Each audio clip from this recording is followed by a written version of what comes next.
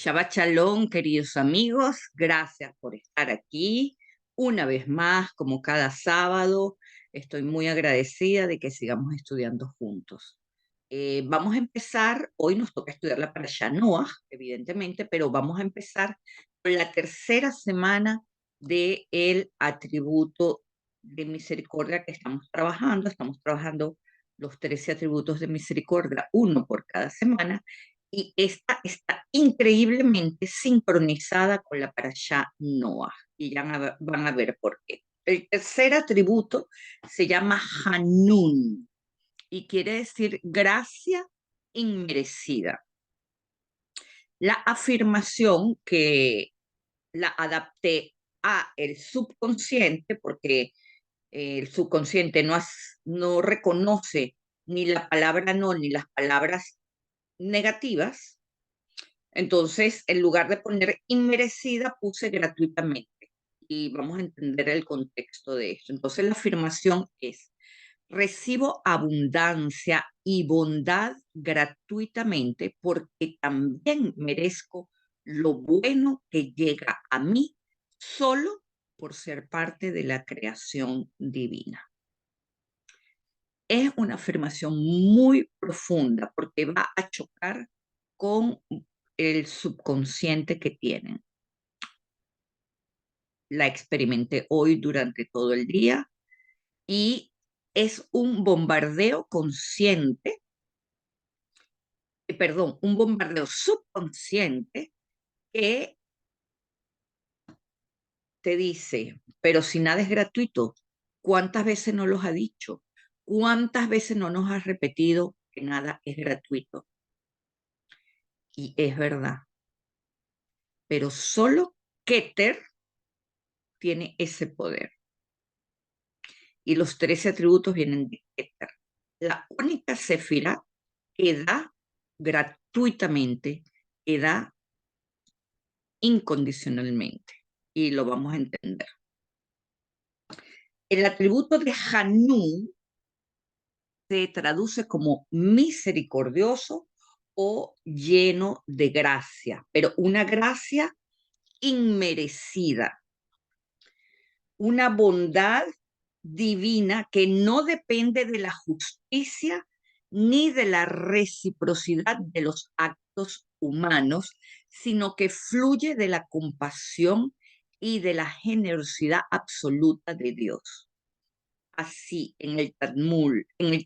perdón, en la Cábala se enfatiza que Dios es Hanun be Rahum, gracioso y misericordioso. Gracioso no de sonriente, sino que da gracia, que nos otorga gracia, favores. Y es misericordioso porque da a los seres humanos incluso cuando ellos mismos no han hecho nada para merecerlo. Es una gracia que trasciende el concepto de mérito y va más allá de las leyes de causa y efecto, que ya saben ustedes que estas leyes están a partir de Gébura hacia abajo, a partir del árbol del conocimiento del bien y del mal. En el árbol de la vida, Hanun está relacionado con la céfira de Gesed. Ya ustedes saben que cuando tenemos el árbol de la vida, la céfira comparte con la céfira que la precede, comparte su parte superior, y la céfira que la sigue comparte su parte inferior. Está dividida como en dos. Por eso es que Hanun está relacionado con la parte superior de Gesed, está pegada a la Binah, es amor y bondad, la cual es la emanación de amor incondicional y de expansión divina hacia todos los seres, tal y como una madre lo hace cuando gesta a su criatura. La gracia inmerecida es un regalo que permite a las personas tener una segunda oportunidad o recibir ayuda en los momentos en que más lo necesita, pero cuando menos lo merecen. Este atributo muestra que en lo más profundo de la realidad espiritual siempre hay una salida o un camino hacia la renovación, hacia la redención. En la tradición oral, en la tradición cabalística, este aspecto de la gracia se ve como una fuerza que sostiene a las almas y a la creación misma en momentos de oscuridad o cuando la justicia sola no sería suficiente. En las prácticas de reflexión y meditación, Hanum puede inspirar a una persona o cultivar una cualidad similar en su vida, ofrecer ayuda o bondad sin esperar nada a cambio y sin juzgar a quien la recibe. Esta semana, sin pensar en para qué, si es para drogas, si es para alcohol, si es por viveza, si es para comer o si es para algo que no es correcto, debemos darse de acá sin juzgar. Al que menos nos provoque darle de acá porque lo vemos que es un sinvergüenza, vamos a suponer, debemos darle de acá solo por existir, sin juzgarlo. Y cada vez que le des, repítete a ti mismo en tu mente hacia esa persona, te mereces recibir, porque Dios es Hanum y yo soy su canal para ti. De esta manera imitaremos la gracia inmerecida de Dios al extender compasión y empatía hacia los demás. Al mismo tiempo, mis amigos, por una situación de culpa, por algo que sepamos que no está bien y que inmediatamente no podemos cambiarlo, ya sea en el trabajo, ya sea, todos tenemos situaciones así que en nuestra vida tenemos que transitar un camino que sabemos que estamos transgrediendo las leyes, pero lo tenemos que hacer porque nos lo exige el trabajo, porque la vida en general nos pone en eso. Y es en ese momento en el que tenemos que invocar esa afirmación, porque el cerebro, el subconsciente nos va a decir, no te lo mereces, tú no te mereces recibir, mira lo que estás haciendo, eres malo, mira lo que haces, no te mereces, no tienes mérito. Y tú te tienes que responder a tu subconsciente, sí, lo merezco, merezco el amor y la abundancia solo porque existo. Y el existir es parte de la gracia divina, parte del amor de Dios. El tener vida en este mundo es un mérito gratuito, porque la humanidad está en un punto en que seríamos todos exterminados si este atributo no existiera. Entonces, ese es el trabajo de la semana. Y ahora vamos con la Parashá Noah. Lo primero que vamos a ver es cómo termina la porción de Bereshit. Este es el último capítulo, Génesis 6:8, que dice, pero Noah encontró gracia con Hashem. Fíjense que Noah encontró gracia. Noah es en amarillo y gracia es en verde. Y si se dan cuenta, son las mismas letras, pero invertidas. La pregunta es, ¿qué significa que su nombre es las letras de gracia invertida? En general, cuando se invierten las letras, es que significa todo lo contrario. Tenemos que saber que esta gracia que recibió Noah fue algo excepcional en aquel momento. No es que él era agraciado del todo, sino que él era el mejor espécimen humano que merecía ser salvado del diluvio para poder trascender a una nueva generación.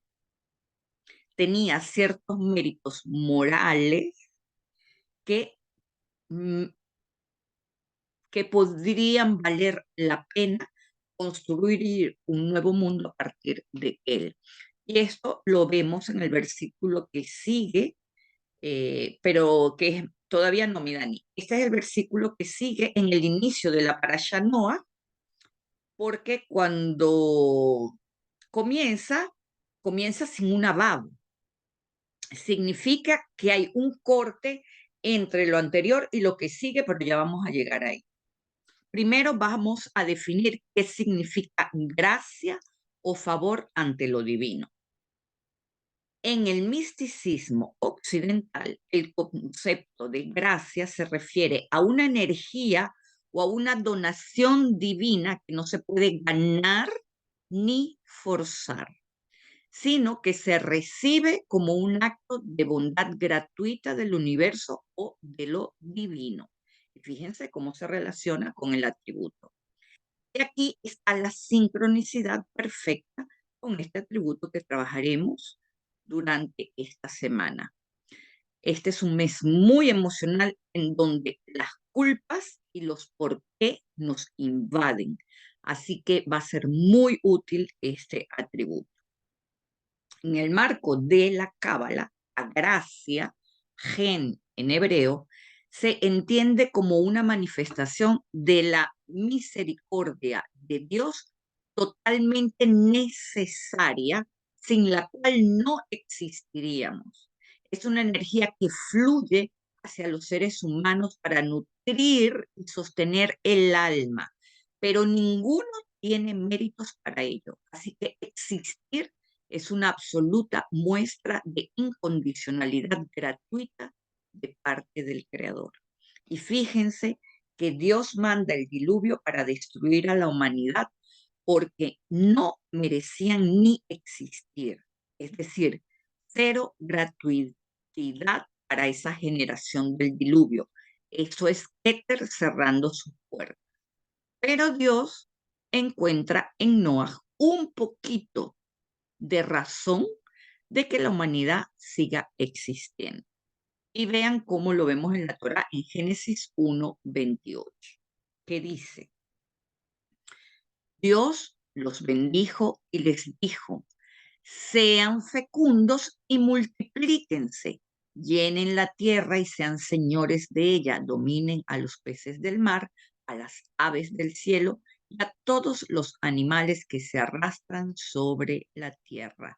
Esto está en el marco de la creación del hombre, que en el momento de la creación era andrógino. O podríamos decir que la palabra humanidad abarcaba tanto a hombres como a mujeres. Luego vemos un capítulo en donde dice que el hombre sale de la mujer, etcétera, etcétera. Pero bueno, no vamos a entrar en ese detalle en este momento. Lo que quiero que vean es cómo esto se repite exactamente igual en Génesis 9:1, cuando dice: bendijo Dios a Noé y a sus hijos y les dijo: sed fecundo y multiplicaos y llenad la tierra. Esto sucedió cuando bajan del arca. Entonces vemos en común las palabras subrayadas en amarillo en ambas porciones, ¿verdad?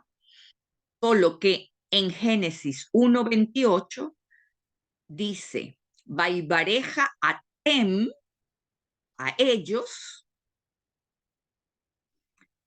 Dios los bendijo a ellos, ¿verdad? Dios Elohim los bendijo a ellos.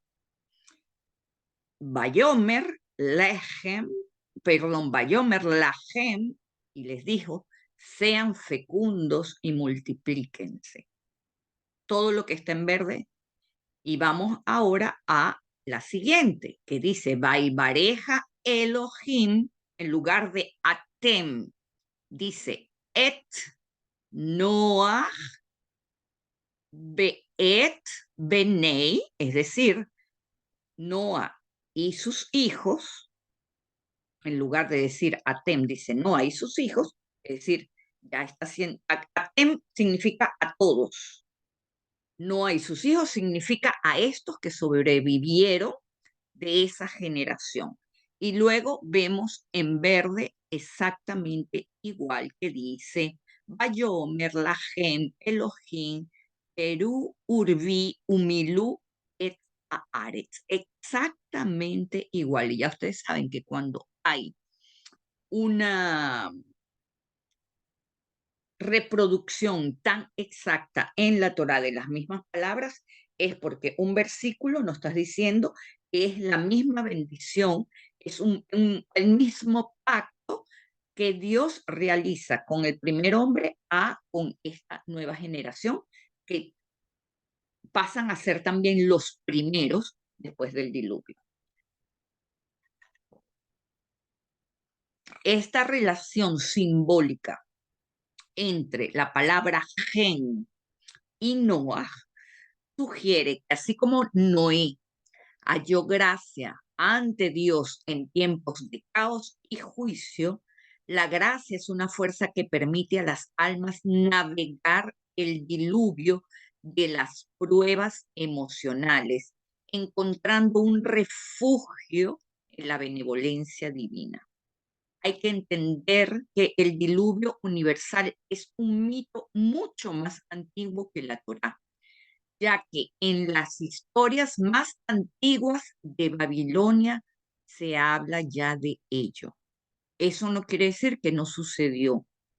De hecho, hay pruebas arqueológicas que sostienen su episodio, pero no sucedió en la época de la Torá, sucedió muchísimo antes. Pero la Torá lo toma como un mensaje espiritual propio de la sabiduría sumeria. Este simbolismo también se relaciona con la estructura de la realidad, según la Cábala. Noé, como figura que recibe gracia, representa a la persona justa, a la minoría que no se deja influenciar por las masas, que tiene una visión clara que le permite conectar con lo divino y con la realidad verdadera. En la tradición cabalística se dice que aquellos que cultivan la tzadikut, la justicia, son capaces de acceder a la gracia. No obstante, la gracia, al ser un atributo de la misericordia, trasciende incluso la justicia porque puede concederse independientemente del mérito personal. Así, en el misticismo occidental y en la Cábala, y siempre digo misticismo occidental, mis amigos, porque no se trata solamente del misticismo judío, se trata de todo lo que abarca la parte este de la tierra, la parte de occidente de la tierra.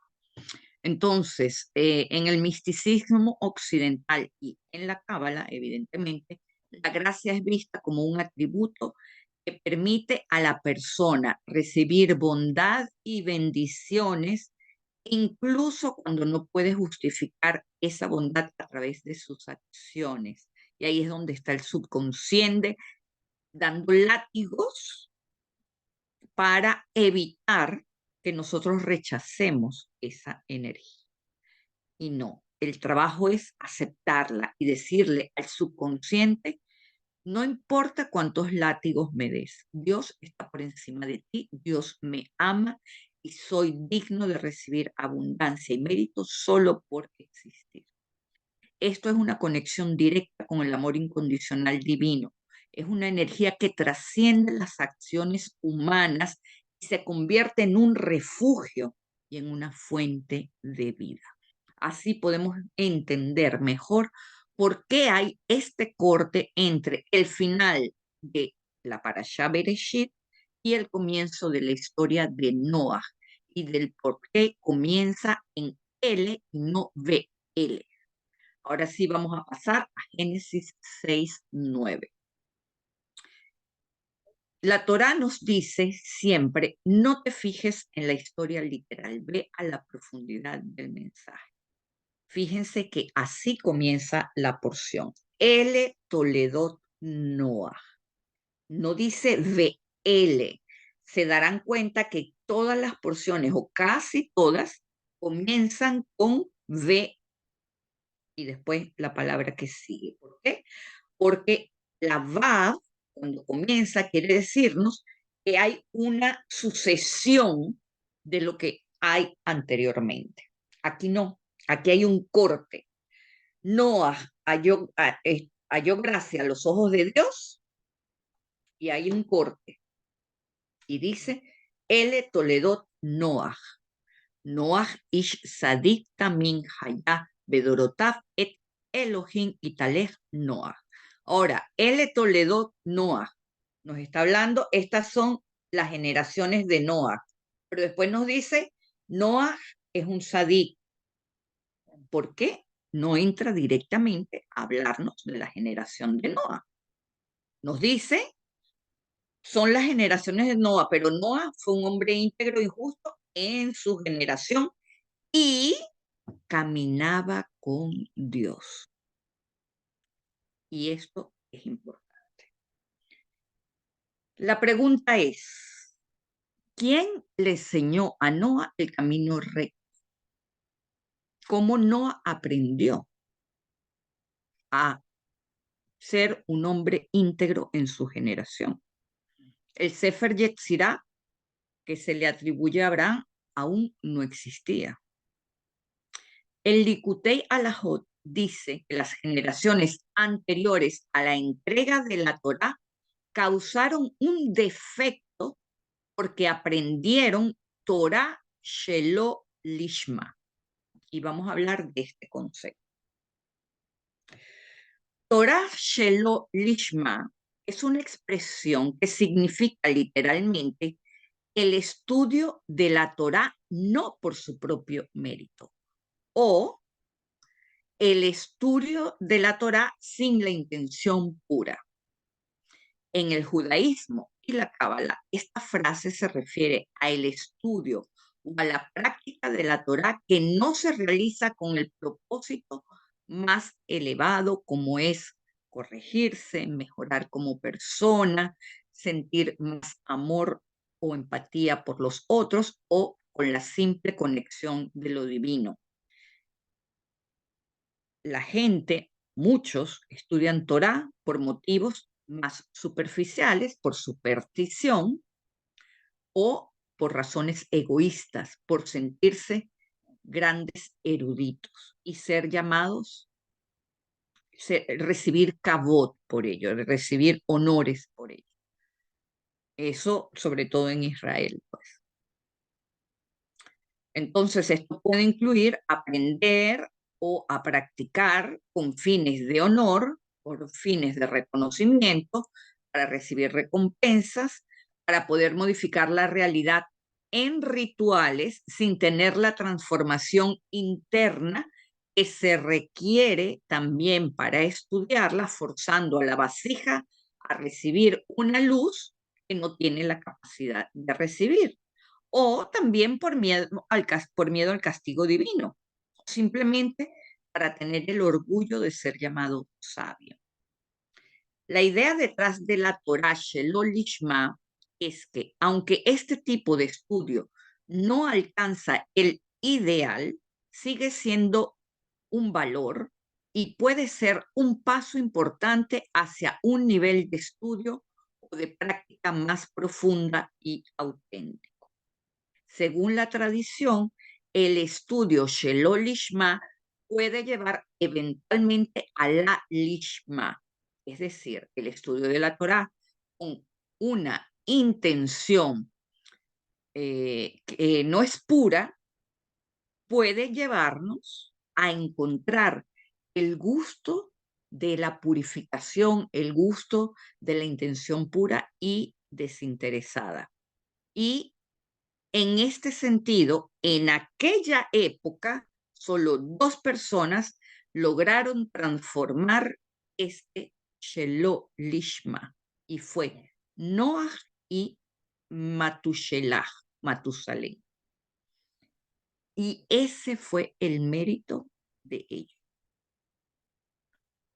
encontraron un gusto dentro, sobre todo Noah, porque Matusalén eh, era mucho más sabio que Noah, pero sobre todo Noah venía de un linaje, ¿verdad? De idolatría y todo eso, y él superó esto y eso causó méritos en él. Hay un principio en el Talmud que dice, mitoch shelo lishma, bal lishma, del estudio, no por el mérito propio, se llega al estudio por el mérito propio. Esto sugiere que el proceso mismo de estudiar y practicar la Torá puede transformar el corazón y la mente del estudiante, llevándolo a niveles más elevados de conciencia y conexión con lo sagrado. Pero hay que saber que en la época de Noah eran muchos los que estudiaban espiritualidad. Estas leyes del universo son reveladas a la Torá, al mundo, pero había una élite de eruditos que las conocían y las estudiaban, pero no las estudiaban con el propósito de elevación, con el propósito divino. Solo 2 de toda una generación, de toda una cantidad de sabios, entre comillas, lograron esta Shelo Lishma o esta Lishma. Entonces, desde el punto de vista cabalístico, la transformación de Shelo Lishma, que es la no Lishma, al Lishma implica una evolución espiritual. La práctica inicialmente puede estar motivada por el deseo de cumplir con expectativas externas o por la búsqueda de beneficios personales, mejorar económicamente, encontrar pareja, etcétera, etcétera, etcétera. Sin embargo, a través del compromiso y el desarrollo espiritual, esa práctica se puede purificar y profundizar hasta que el individuo alcanza una comprensión sincera y amorosa de la sabiduría de la Torá, a pesar de cualquier dificultad externa.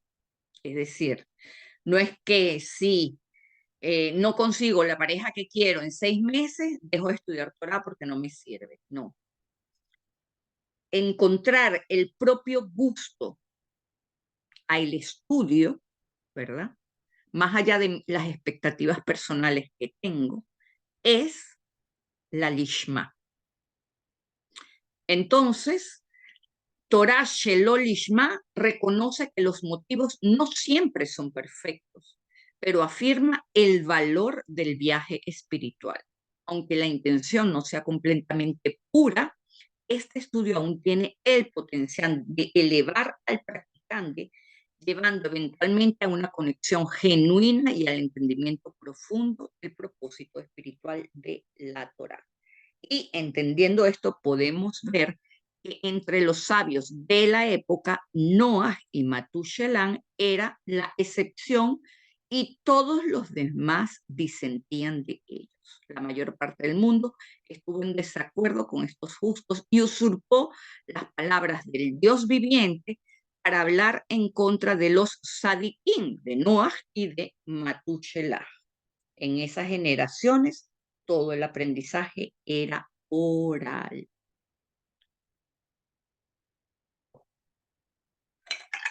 Ahora, ¿de dónde sale la sabiduría que todos estos tenían? ¿De quiénes aprendieron? Aprendieron de una cadena de sabios y específicamente aprendieron de Enoch. Pero vamos a ver esta cadena. Vamos a ir a Génesis 4, 25 y 26, que dice, Adán conoció de nuevo a su mujer. Ustedes saben que él estuvo separado 130 años de su mujer. Y ella dio a luz a un hijo y lo llamó Set, es decir, Dios me ha provisto de descendientes en lugar de Abel. Es decir, Set es la reencarnación de Abel porque Caín lo había matado. A Set le nació un hijo y lo llamó Enos. Fue entonces cuando se empezó a invocar a Dios por su nombre. Az, vean que les puse en verde, Az, significa entonces o en ese momento, situando el evento en un tiempo específico. Y Ujal viene de la raíz hebrea halal, que puede significar tanto como comenzar como profanar o hacer común. ¿Ok? Entonces, aquí nos dice que Enos, vean que termina, la shin termina con el puntito como que se pronuncia como S, Enos, está en amarillo, nos dice entonces Az Ujal. Eso se interpreta como él empieza a invocar a Dios por su nombre. Pero hay quien dice, cuidado, que lo podía profanar también. Entonces, bueno, supongamos que se comenzó a invocar el nombre de Dios. Y esta es una de las interpretaciones más tradicionales que sugiere que en esa época las personas empezaron a llamar a Dios, es decir, comenzaron una práctica formal de adoración o invocación del nombre divino. Esto es a partir de Set, ¿ok? Esto implica un avance hacia la espiritualidad o hacia la condición divina en la humanidad. Aunque ujal puede significar un desvío, en la Cábala el verbo ujal se interpreta también como un hito en la evolución espiritual de la humanidad, un momento de apertura espiritual, pero también de desafío, cuando el nombre de Dios puede ser invocado o activado tanto en su aspecto de santidad como en su opuesto, reflejando el poder de libre elección en los caminos del hombre. Y allí, ¿verdad?, se abre esta división entre los monoteístas y los idólatras. Para Sforno, el cabalista italiano, esto significó que en ese tiempo los justos de la tierra comenzaron a predicar el monoteísmo al público. Luego de esto se toca el tema de la descendencia de Adán y vean lo que dice en Génesis del 5, del 18 al 24. Dice, y vivió Jared 162 años y engendró a Hanoch. Después del nacimiento de Hanoch, Jared vivió 800 años y engendró hijos e hijas. Todos los días de Jared fueron 962 años y murió. Y vivió Hanoch 65 años y engendró a Matusalén. Después del nacimiento de Matusalén, caminó Hanoch con Dios 300 años y engendró hijos e hijas. Todos los días de Hanoch llegaron a ser 365 años. Caminó con Dios y desapareció porque le llevó Dios. Baitaleja es caminó Enoc con Dios. ¿Y qué vemos con Noah, perdón? Noah, cuando vemos en el Génesis 6:9, Noah caminaba con Dios. Vean que Noah viene siendo, no podemos decir la reencarnación de Hanoch, porque hay quien dice que murió, pero no se sabe dónde. Hay quien dice que fue llevado. No, hay diferentes comentarios con respecto a esto. Pero aquí lo importante es la palabra caminó con Dios. Fíjense, mis amigos. ¿Qué quiere decir caminar con Dios? Quiere decir, yo escucho a Dios y hago lo que Dios me dice. Si comparamos, más adelante lo veremos, con Abraham, eso quiere decir que Abraham caminó delante de Dios. Entonces Abraham ejecutaba lo que él sentía en su interior, que era el camino recto. Entonces Abraham tiene más méritos que estos dos sabios, ¿ok? Pero eso lo veremos en su momento. En el comentario de la Torá de Samuel David Lusato, esta formulación se entiende como una prueba definitiva de que existe una vida después de la muerte del alma en la región celestial. Se está hablando de la desaparición de Hanoch. Onkelos traduce la palabra de Einenu en morado, ¿verdad? Como que significa y él todavía existe. La palabra Beinenu aparece en varios lugares de la Torá y tiene un significado intrigante, ya que combina la conjunción y, la bab, con el término einenu, que se deriva de la ein, que es una palabra que significa no existe, no hay. Entonces hay una especie de paradoja aquí. En la Cábala, esta expresión puede tener un simbolismo espiritual profundo en el que la ausencia o la desaparición sugiere la transición de una realidad material a una existencia en el ámbito espiritual. La idea de Einenu conecta con el concepto de la nada, Ein, un estado de anulación del ego y, vamos a decir, la fundición con la presencia de lo divino, en la que se trasciende la existencia individual para fundirse con una realidad superior. El comentario de Hiskuni dice que al ver que Dios no lo había dejado morir, regresaría en el momento anterior a la llegada del Mesías. Eso quiere decir que Hanoch puede ser, según Hiskuni, que llegue antes del Mesías, que llega con el Mesías y con Elías. Afirma que esto contrasta con Onkelos en todos los demás lugares donde aparece la palabra Ain, donde lo tradujo como que el fenómeno descrito ya no existía. Según el Zohar, Hanoch murió de muerte natural y Dios lo liberó de la tentación de caer víctima de los malos caminos de sus contemporáneos. Y esto explicaría por qué tantos rabinos judíos destacados murieron antes de llegar a la edad de los 40 años.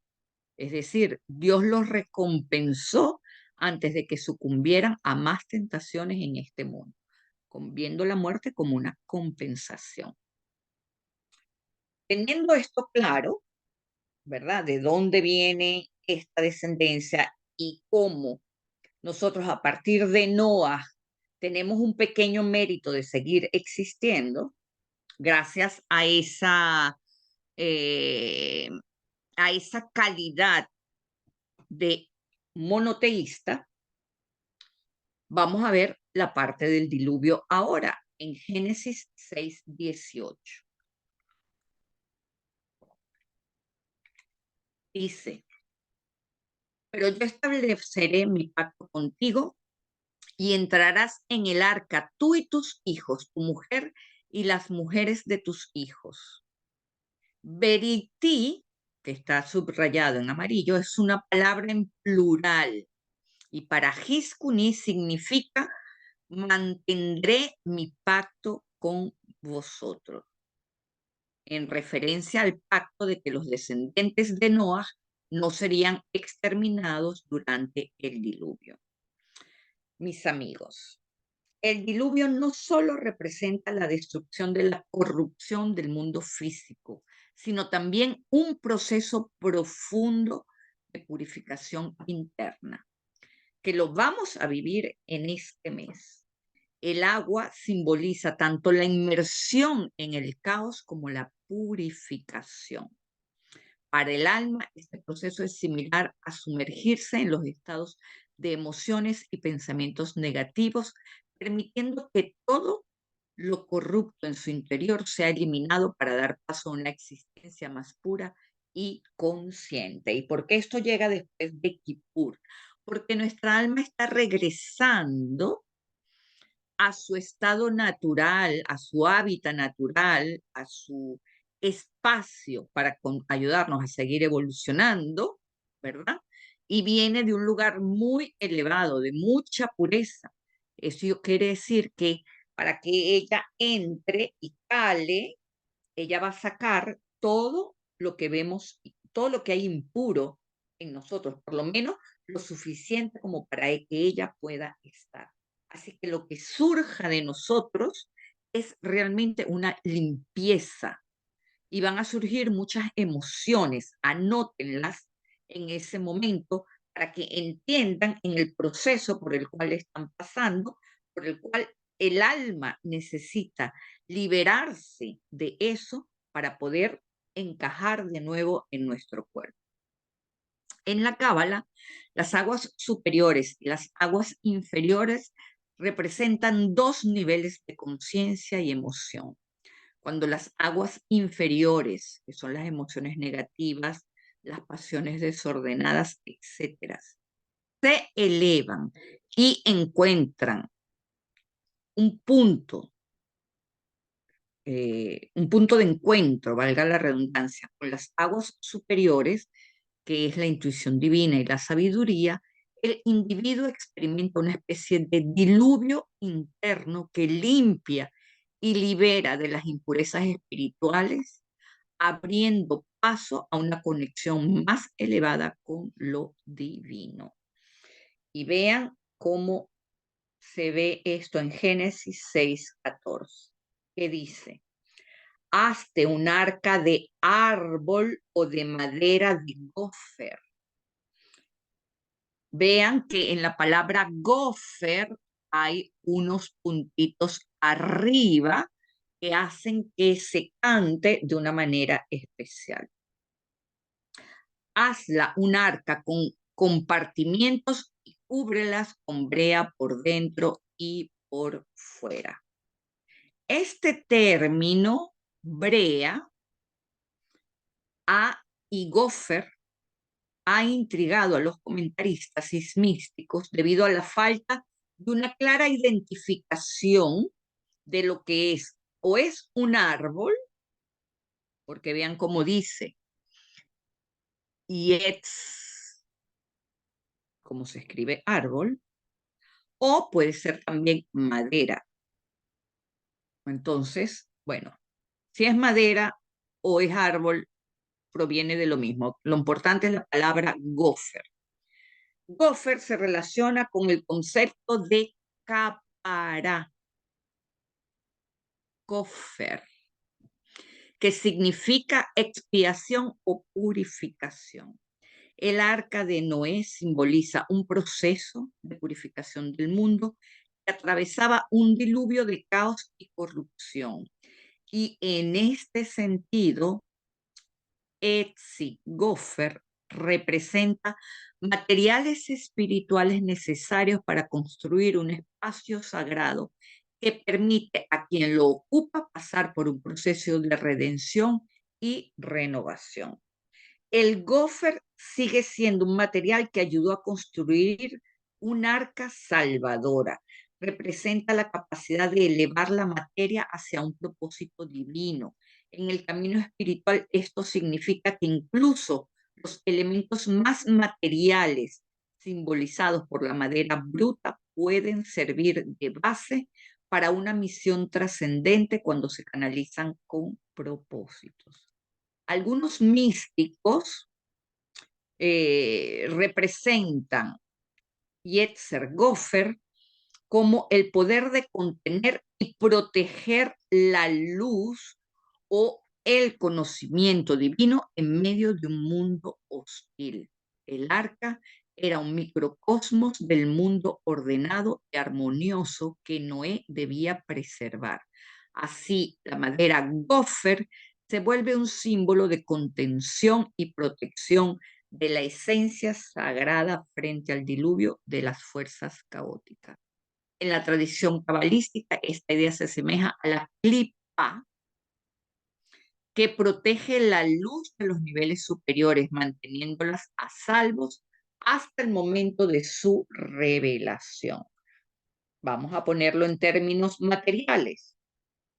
Una manzana, una fruta, primero forma su clipa externa para irse madurando por dentro, de modo de que llegue a término su fabricación, su creación. Y en el momento en que la fruta está madura, revela su dulzura, revela su sabor. Asimismo, nosotros tenemos que aprender a ver a nuestras clipot como esa cáscara que está esperando revelar la dulzura que hay adentro de cada conflicto que tenemos. ¿Okay? La brea representa la protección, la purificación y el esfuerzo consciente de cubrir y cuidar lo sagrado que llevamos dentro. Esta capa de protección espiritual simboliza el trabajo necesario para mantenernos fieles a nuestro propósito y rodear nuestra esencia de integridad y santidad. Es la persistencia, es no me dejo vencer y es la emuná de saber que estamos en ese camino de ascenso tal como tienen en esa foto. Ese hombre está portando ahí una bola de brea, pero va hacia arriba. Va hacia la santidad y va hacia la integridad.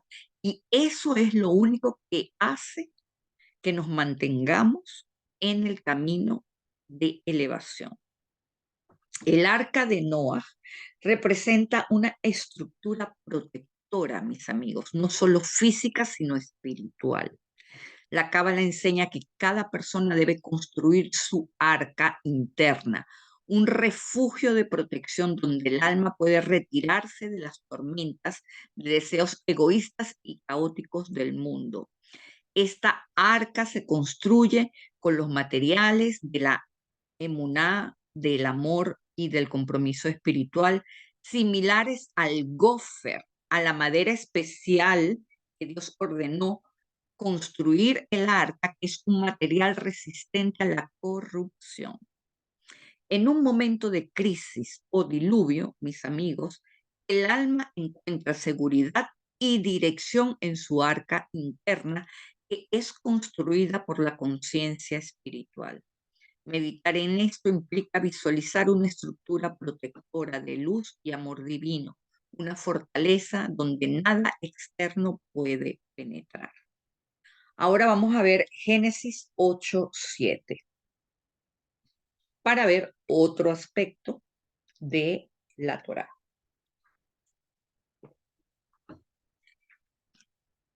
Nos dice, y envió al cuervo, el cual estuvo yendo y volviendo hasta que las aguas se secaron sobre la tierra. En realidad, lo que dice en hebreo es que el cuervo estuvo dando vueltas alrededor del arca y no se quiso ir más allá. Rashi dice, voló el cuervo en círculos alrededor del arca y no siguió su misión porque sospechaba que Noé tenía la intención de dañar a su pareja.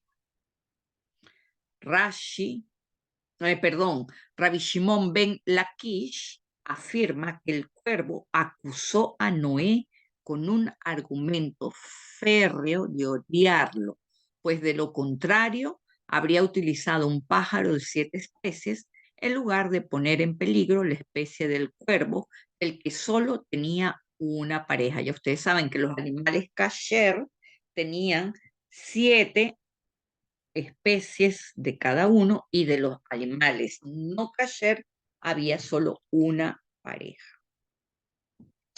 Como resultado de esta queja, el cuervo no voló muy lejos del arca para asegurarse de encontrar el camino de regreso y poder proteger a su pareja si fuera necesario. Ahora, Noah, como el cuervo se niega a hacer este trabajo, Noah comienza a enviar a una paloma. ¿Qué significan estos dos pájaros?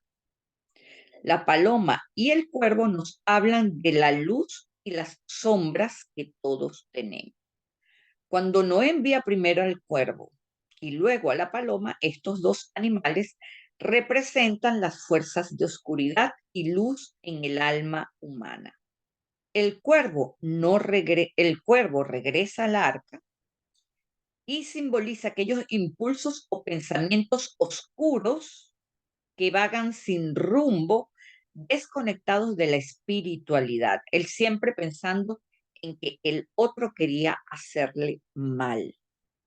Y asimismo nos pasa a nosotros, y esto forma parte de nuestra sombra, una sombra que nosotros tenemos que integrar, que aceptarla y transformarla dentro de nosotros, porque no podemos ver el mal en el otro si este mal no está en nosotros.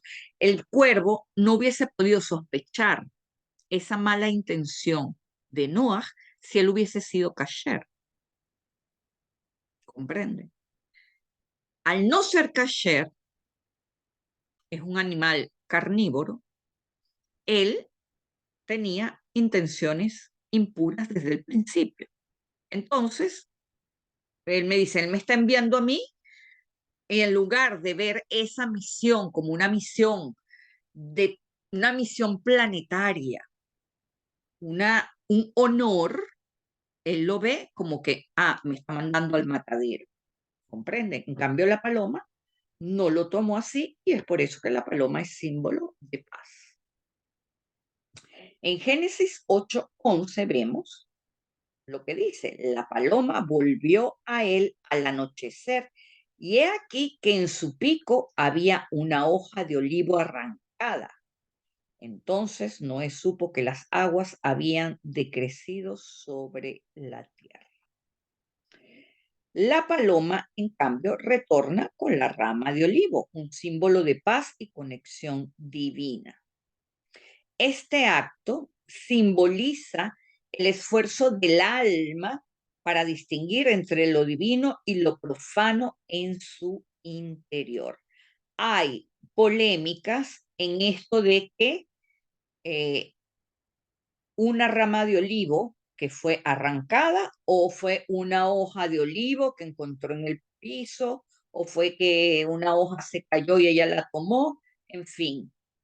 Hay en la literatura hasídica hay muchísimos detalles que parecieran insignificantes, pero que tienen mucho significado, pero no podemos tomarlos todos porque esto es sumamente extenso.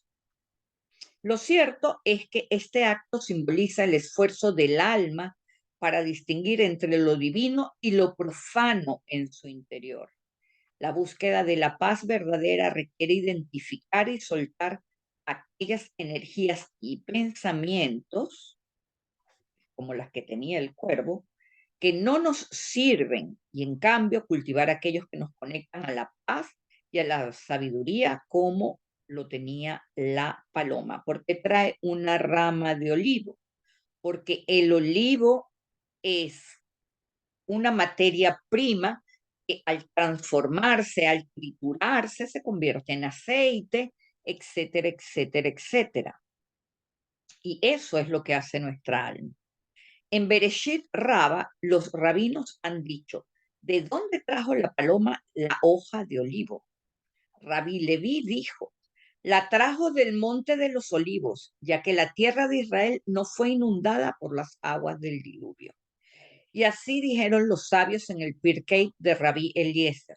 Las aguas del diluvio no descendieron del cielo sobre la tierra de Israel, sino que llegaron desde otras tierras y llegaron allí, pero que todo se inundó. Solo que en Israel no cayeron directamente. ¿Por qué? Porque Israel tenía ese mérito, esa elevación de por sí, de ser el punto de conexión entre lo divino y nuestra madre, la tierra. Ahora, por último, vamos a el tema del arco iris, porque con el arco iris existe una paradoja en las fuentes judías concerniente a su significado. Y muchas veces el Talmud precisa que un arco iris no es una experiencia muy positiva. No podemos negar que el arco iris es un bello espectáculo, eso provoca una especie de emoción y quizás ese es el sentido que la luz quiere causar en nosotros. Sin embargo, en el tratado Ketubot 77b dice que el signo de una generación justa es que no verán jamás un arco iris.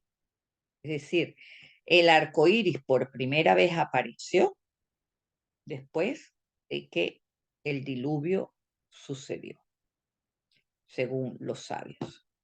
Los sabios justifican este tratado de Ketubot 77b al hecho de que una generación justa no necesita un reconfort divino que el arco iris debería traer. Si este fenómeno es la manifestación de una alianza con lo divino, eso quiere decir que cada vez que aparece, tenemos un encuentro íntimo con Dios. Evitar de mirarlo es también un signo de respeto, tal y como sucede con la bendición sacerdotal. De hecho, en el Talmud dice que hay 3 razones para las cuales nuestros ojos se debilitan. Ver un arco iris, ver a un presidente, yo me imagino que esta es una mala traducción, yo pienso que querría decir ver el sol y ver a los Kohanim cuando bendicen. Son 3 maneras como nuestra visión de la realidad se debilita, nuestra percepción se debilita. ¿Cuál es la paradoja aquí entonces? Que la Torá produjo una bendición al ver al arco iris, pero que por el otro lado dice que si lo vemos, debilitamos nuestra percepción de la realidad verdadera. ¿Qué hacer entonces? ¿Cómo podemos hacer para poner estas 2 puntos que están en desacuerdo, ponerlos en un acuerdo? ¿Vemos o no vemos el arco iris? Como siempre, los maestros llegan a un punto medio. El acuerdo alágico es, lo ves para bendecir y recordarle a Dios su promesa y luego dejas de verlo. No pensando que al verlo estamos haciendo algo malo, pensando más bien que al fijar la mirada en un momento íntimo entre la luz y la tierra, es como ver a una pareja besándose y quedándose así fijo, se está besando y yo estoy ahí en el medio viéndolos. Fijar una mirada en un momento íntimo y embelezarnos en ello es inconfortable para todos. Incluso puede llegar a ser una agresión. Bueno, quizás para una persona chismosa no lo es, quedarse viendo, pero es un momento inconfortable para todos. Y puede ser hasta una agresión.